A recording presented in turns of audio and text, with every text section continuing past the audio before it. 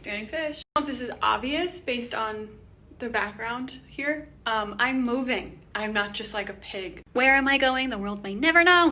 Just kidding, still Jersey. Okay, so we have another super easy, slightly healthier recipe to continue with our January theme, and it is Mocha Sherbert. Weird combo. Stay with me. To make something a sherbet, it needs to have some type of milk or cream involved. So we are actually using just a little bit of whole milk. It's not like the full cream and milk shebang that we're usually used to. And instead of using some type of fruit juice to make this fruity, because we don't always want to eat fruit every single night, we're actually going to be using a dark roast coffee. You do need a machine for this one. After you finish your base, you're just going to cool it again, and then you're going to pop it into your machine just for a little bit. If you don't have a machine or don't want to use one for whatever reason, you can go for the granita method and then just pull it out of the freezer every half an hour and scrape until it's frozen. Before we get started, quick warning. We're using real coffee, and real coffee has real caffeine in it. So if you're eating this at night, you better keep that in mind or you'll be kept awake. That said, Mocha Sherbet starting now. This super simple recipe is just us throwing all the ingredients together into a pot on the stove and letting it boil for a little bit.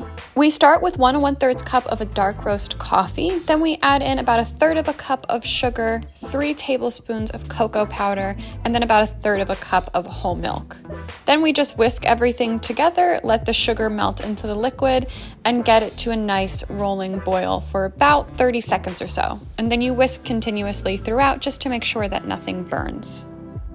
This immediately makes your entire kitchen smell like a wonderful mocha coffee house. You won't regret it.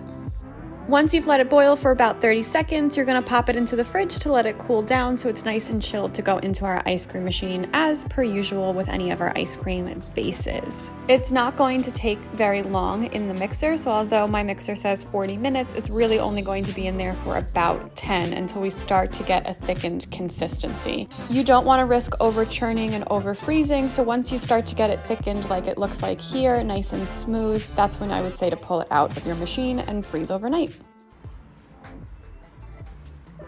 Oh, it smells like fresh cup of coffee.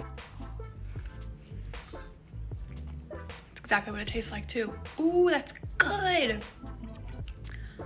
Oh, it tastes like, what are those things at like Dunkin' Donuts? Like, they don't call it a frappuccino, they call it something else. Some type of like coffee slushy thing. Help me out, what is it called? It's a culotta. Oh, that would have really bothered me. A coffee culotta. That's what this tastes like. I'm gonna highly recommend that you put this in ice cubes and then literally just like blend this baby up with some milk in the morning and you are good to go. It's strong. That is some powerful coffee in there. That's all you taste. I mean, it's like sweetened coffee. So if you don't like sweet coffee, if you don't like coffee ice cream, then like bye. But if you don't like sweet coffee, then don't do that in the morning, obviously. You know what you're getting into. Like, I don't know why I'm explaining this. Okay. You know, if you've given any of these healthier-ish January recipes a try, we still have one more to go. It is one of my favorites, I think, of the month. I saved it best for last. I think you guys are gonna really like it. It's something that has been asked for before, just not in this context. Did that help? Was that a helpful hint? No. I don't really like giving those, so. See you next time. I've literally eaten like maybe 3 bites of that and I am like, caffeine is not a joke, kids.